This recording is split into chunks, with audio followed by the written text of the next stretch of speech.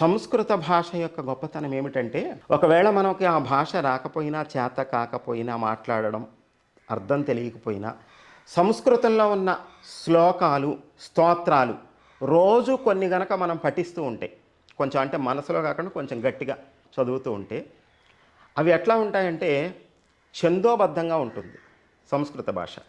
కనుక ఏదో ఒక ఛందస్సులో కూర్చినటువంటి స్తోత్రాలు, శ్లోకాలు మనం రోజు కొద్దిసేపు పాడుతూ ఉంటే మనకు తెలియకుండానే ఒక రకమైనటువంటి ప్రాణాయామ ప్రక్రియ సహజ సిద్ధంగా జరిగిపోతుందట.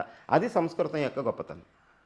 సంస్కృత భాష పట్ల దాని యొక్క ప్రాముఖ్యతను తెలియజేస్తూ, ఆ భాష పట్ల అభిమానము, శ్రద్ధ ఉన్న వారికి ఆ భాషను నేర్పడమే ధ్యేయంగా పెట్టుకున్నటువంటి మన ఏకదంత ఛానల్ ద్వారా మనమంతా సంస్కృత భాషను నేర్చుకునేటువంటి అవకాశము భగవంతుడు మనకు కల్పించాడు అని భావించుదాం.